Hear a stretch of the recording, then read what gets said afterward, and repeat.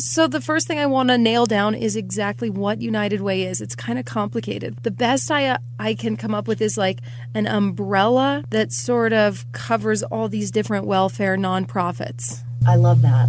So sometimes we like to think of ourselves as the good housekeeping seal of approval for nonprofits. Basically, a breakdown of what we do and what I like to tell people in an easy way is, what do? I say, well, I have a team of 3, so there's 3 of us, and we run the United Way of Natrona County is our number 1, and then we are also the fiscal agent for Campbell and Converse counties. A lot of people don't know that. So yesterday, we were in Gillette in the morning speaking at Devon Energy. So we try to, cover all 3 counties at the same time. So going back to the original question, so what do? We basically go out right now as our campaign kickoff, and that for me is fundraising time. So we go out and meet with specific companies, like true companies, and we meet with them, all the employees. I speak for a little while to try and explain what we do. I bring a couple nonprofits with me that are already partner agencies with us.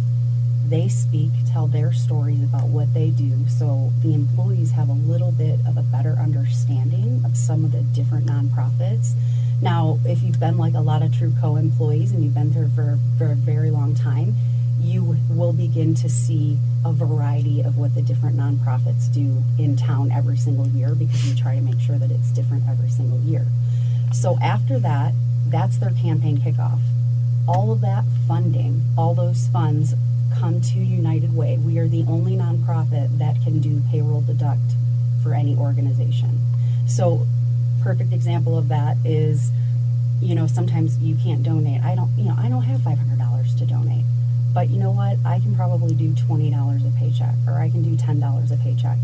Every single little amount that we get adds up and helps.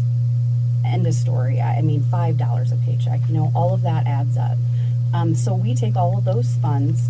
We have a grant process that begins in January for all 501c3s.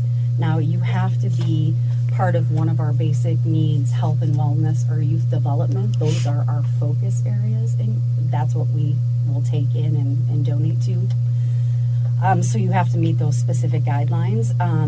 We have a group of us that sit down and we go through each grant. I am in the room with them. I am allowed to speak and tell them how I feel about things in certain situations, so I'm another person to bounce ideas off of, but I do not make any of those financial decisions. I just do the fundraising portion. So a group of people decide, and in a perfect world, we give everybody the amounts that we can. So then we go back to how much did we fundraise this year? How much do we have to give? And we start peeling off where we have to peel off, and focusing in on, the most important things like youth, kiddos, people's actual jobs. I mean, until I started doing this job, I had no idea that we literally give grants for people's positions at some of the nonprofits. And so those are very hard decisions. And those are very hard phone calls to explain when we're unable to give, the amounts that they've been expecting, because they truly rely on us. And unfortunately, it's becoming worse. And I'm saying that because grants and funding for them is getting harder and harder, right? And we're all going after the same pot, so to speak, or, you start to begin to talk about donor fatigue and who wants to donate to this and who can donate to that. Now, which brings up another question for a lot of people with United Way is, why United Way? Well, if you're not vested in one specific organization, like I know there's a lot of loyal followings for the Boys and Girls Club, and they're one of our agencies, CDC, whom I love, and they were one of our agencies and probably will be again, but at this time we're gracious enough to not ask for the funds this year and give them back to the other nonprofits, because they also understand the dynamics of what's going on in town. So we truly appreciate being able to take that money and give it back to the other nonprofits this year. But the funding, for them is just so critical right now because of what they're up against. And for us, you're giving the money knowing that we have an actual committee that meets and goes through these grants. We meet with the organizations 4 times a year to kind of monitor and discuss needs, wants, issues in the community. At that time, it's pretty amazing to watch how they help one another. And we have them in sections, so we meet with youth development, we meet, with health and wellness, all at separate times. They're a pretty spectacular group of individuals, executive directors that work together very well and help support one another in the community, which is pretty amazing to see. And for me, I see us as one of the entities or umbrellas, so to speak, to help guide those things and be there for them for whatever those needs might be. So yes, the workplace campaign is number 1. We are pushing to get back to $1 million. That's my ultimate goal, so that we can give it back. Is United Way totally funded by donations? Yes, 100%. So how that works is everything that comes into us, of course, there's overhead. There's 3 employees, right? But we also handle 3 different counties. So we have 3 different budgets to work off of as well for that. But with that being said, a lot of people ask about how United Way kind of functions. And when you think of a United Way, you got to think about it kind of like a franchise in a lot of ways, because we are our own individual entities, each one of us. So, like, I'm the state lead for all United Ways in Wyoming, which I love because that allows me to be able to connect with the other United Ways in Wyoming every month, and we kind of talk about what's going on and how things are affecting us on different sides of the state, so we can try to figure out how to tackle things together. But basically, 1% of our funding goes back to United Way worldwide. And how that works is that's just like our fee, so to speak. But what we get back from that is training. I have a lot of trainings that I go to. We also get specific points for traveling and being able to do things with them for free. So I look at it as kind of a franchise. It's a franchise fee in my mind. And then, we're running it ourselves. Like, everything in Natrona County stays in Natrona County. Every amount of money we get for Campbell stays in Campbell. And we don't ever, that's a big no-no. You can't do that. And we are audited every year. We work with an auditing firm here, and I have a finance coordinator that's been on my team for 15 years. So I feel really secure about how we handle things in the process with everything. And then what about business investments? I was looking at that. Is that's a little different than a donation, right? How do businesses invest in United Way? There's a couple different ways. We obviously will always take a corporate donation, and we've had a lot of really fun things happen this year with like Jonah Bank, Blue Cross Blue Shield. There was an opportunity for them to give us some additional funding along with some of the other nonprofits in town, and so they gave us a call, and that money just goes directly into the pocket for the workplace campaign. So all that money still just goes directly there. But if you're unable to give and you want to just be part of United Way and what we do, we've had Mark Rude from New York Life, who's a big supporter and a great guy in town. He was our supporter last year for Month of Caring. And so that's kind of a thing where he gave us money, and we were able to go out and give people flowers and gift cards for coffee and just surprise them. They had no idea that they were nominated. So that's something we did all month long. And then we also worked with, for Day of Caring this year, Wyoming Machinery was who we had as our sponsor, who is also on my board and a giant, huge supporter of United Way. They always have been, and we're grateful for them. And basically what that is they sponsor the event. We had 9 different projects, so the nonprofits apply through us to have something done for them. So we did lots of painting this year. We painted outsides of buildings, insides of buildings, and then I was grateful enough this year, we had a pretty big concrete project that they needed, and I have a relationship with 71 Construction because they're amazing, and they poured an ADA ramp and had specific handrails built through a friend, didn't charge us a thing. They completely donated their time, the entire project, and all the materials. for Seton House and Interfaith, because they didn't have the proper ramp in the wintertime for people who are handicapped that need to go there and talk to them for resources and help. And there's quite a few of those people that need access to that building. So I was really happy with the way our Day of Caring projects turned out this year, and grateful to the nonprofits for reaching out and asking us for help, and grateful to the community for being able to actually help support us. Now, so I want to make sure this isn't muddy for listeners.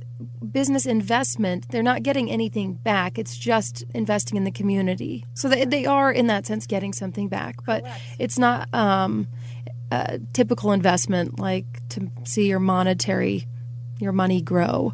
Right. It is. It's an investment back in the community, and I think realizing that sometimes to grow your business in different ways, marketing is a very tricky beast, and you can have $1 million out, $10,000 out the door a month on marketing campaigns, but what are you doing locally? Who's branding you locally? What are you doing in your community to be out there with your face to let people know that you really mean business and you want to help the community get better? And then I wonder, greedy me, is this tax deductible? Yes, absolutely. Everything is tax deductible. Okay. And we on some of these projects, we put volunteers together too. Sometimes we need 10 or 15 people to help us put up a fence or whatever the project might look like. So there are a lot of opportunities. We also, our team, we have a committee that volunteers and tries to help all the nonprofits for any event that they have going on.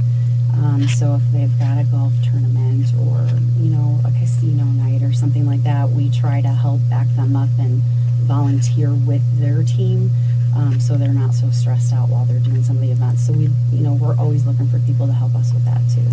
And so volunteerism in Casper, I was wondering, like on a scale of 1 to 10, where do we rate? You know what?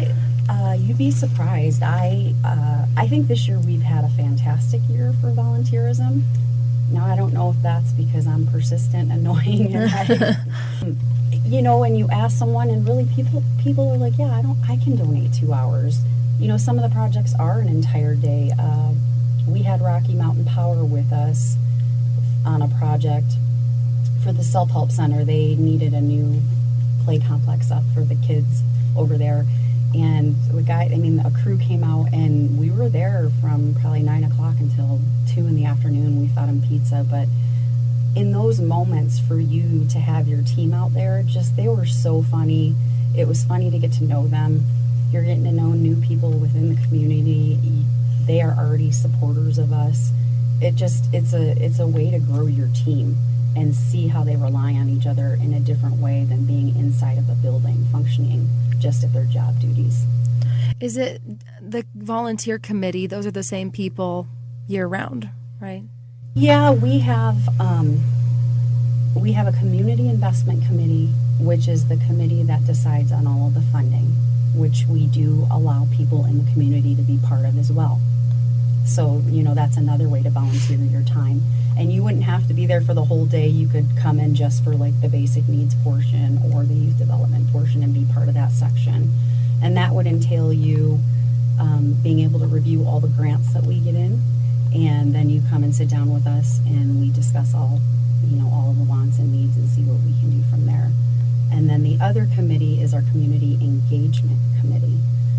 That is more of the volunteering, helping Meals on Wheels with their chili event in January that typically happens, and just different opportunities like that for whatever people need within the community.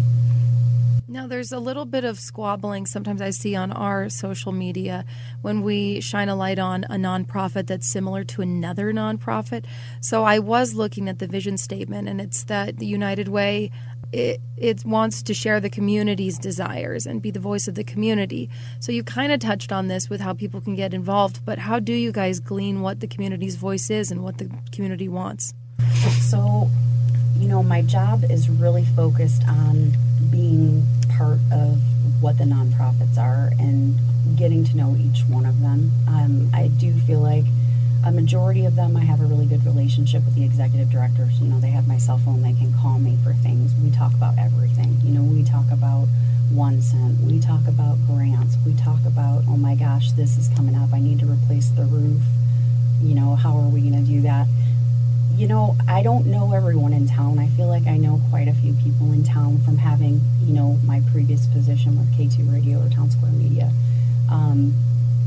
And I guess what I'm trying to say is, if there's a want or a need in the community and we need to know about it, pick up the phone, give me a call, send me an email, and we usually will try to figure out a way to resolve it. We have other things that happened. There are specific times when we field a lot of phone calls for rental assistance, utility assistance, gas cards, laundry vouchers, and people tend to come to us first, and there's a couple different key places we typically send them that are able to help them, along with 211 in Wyoming, because we're lucky enough to have that. But basically, there's, you know, anything we don't know about, we can't help with. But what we do know about, we are trying our best to get a resolution in place. And to be honest with you, sometimes that's me hanging out with an executive director, helping them with their marketing. You know what I mean? They've never done it before. They don't know. They're new.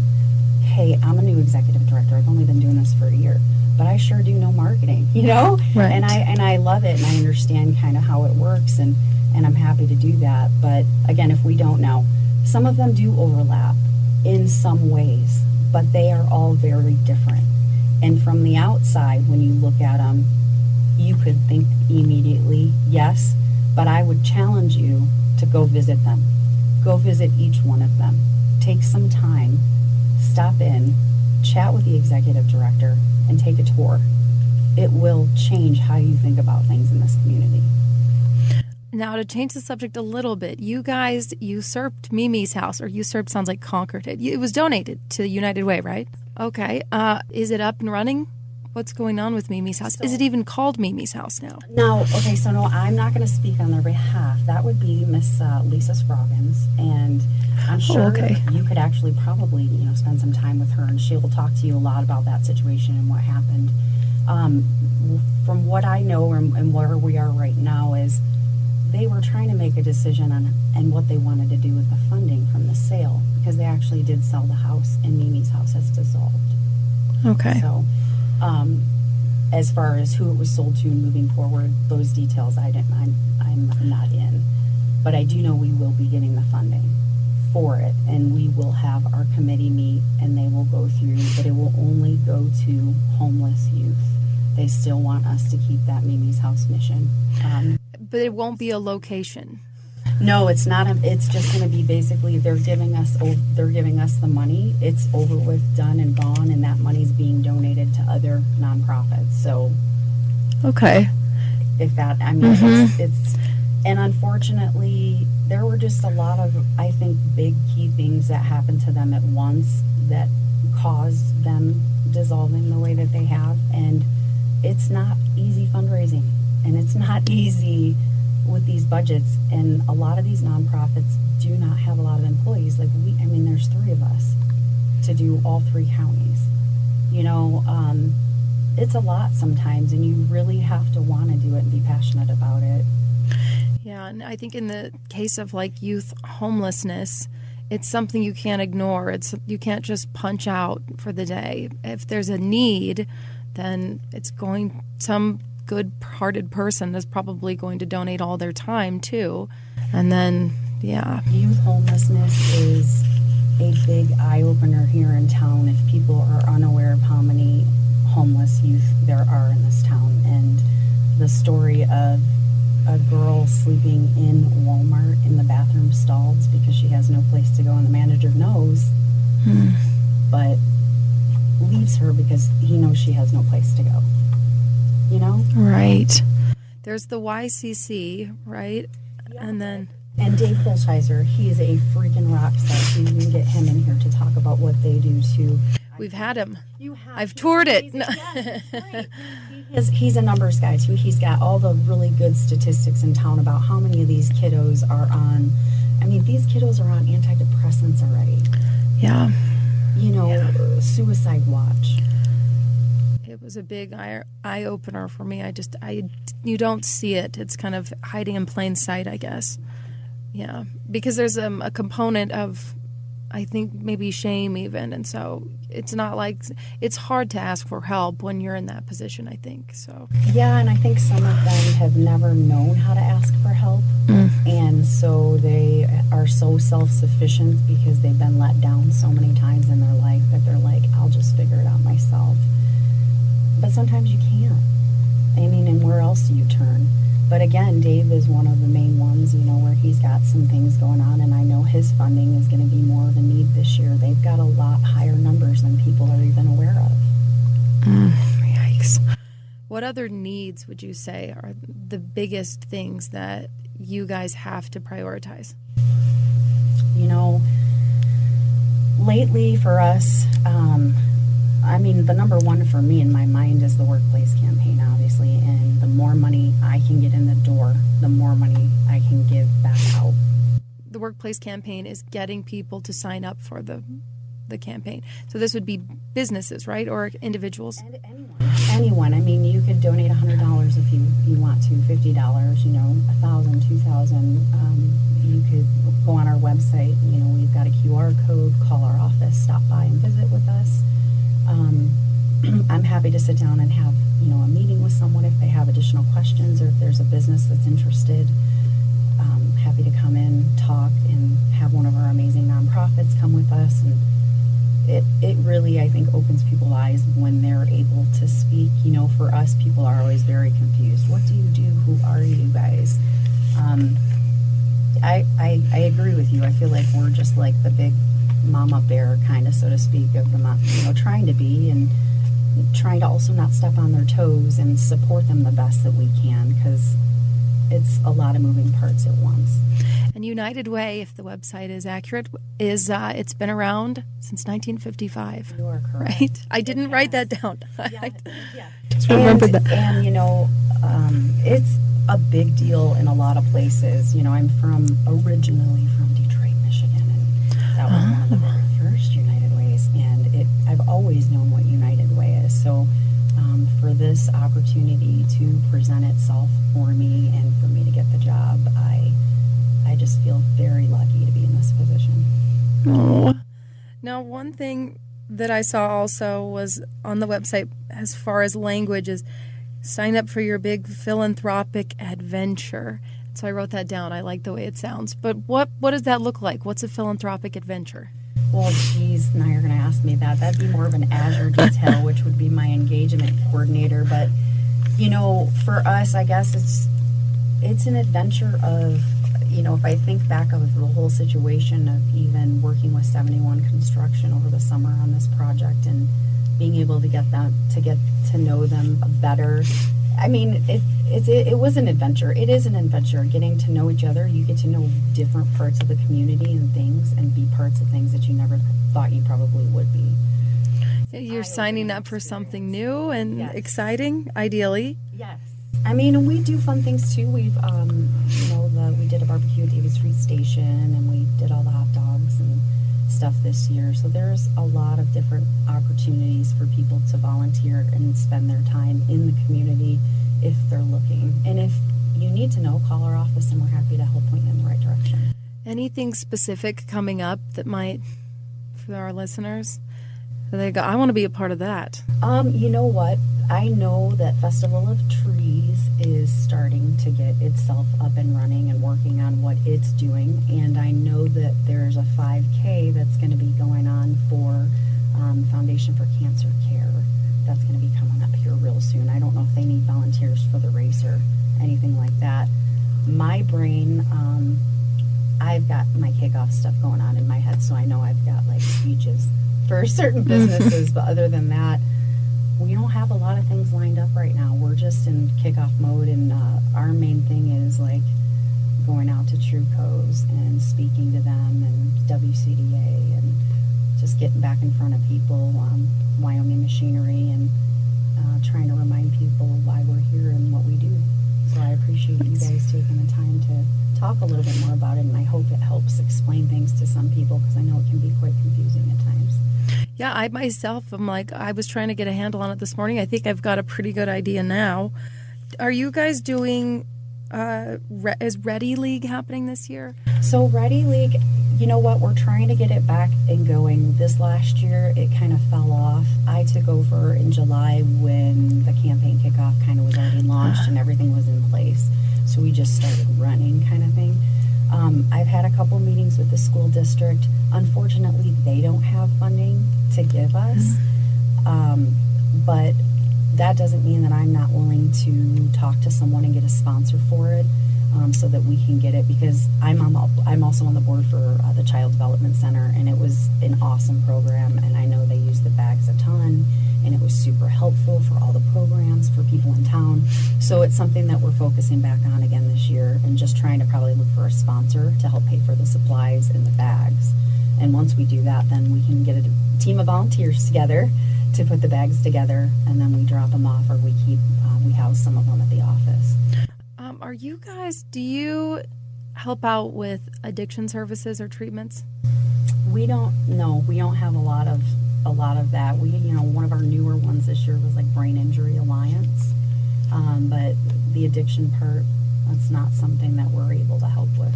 So it's a lot of youth services. Mm-hmm. I know after school programs, that's something that is on your guys' radar. So helping like with YMCA, the Boys and Girls Club. What else is there? I can't remember after school programs. But how is this funding used? So would this be sponsoring the program itself, and then they can give back to parents or figure out which parents might need help or guardians? Because I know like with the YMCA one, a lot of people are paying for it.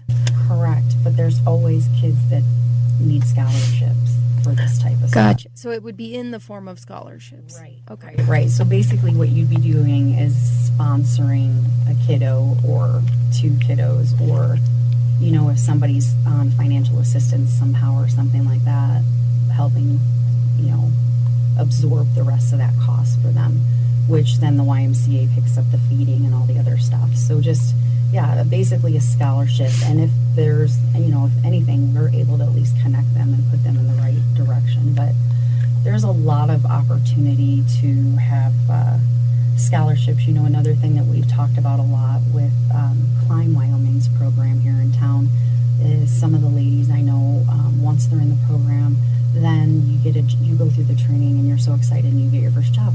Well, then your car, then there's gas, and then there's hey, let's pay for the rest of the stuff that goes along with it, right? So, my thoughts too is trying to come up with maybe a gas card program or something like that would be able to help, people that are in need like that, and give them just a little bit of a step up. Maybe it's not $100, but maybe it's $25. But $25 is better than no gas in your car. So, is there anything that you wanted to talk about that I didn't touch on?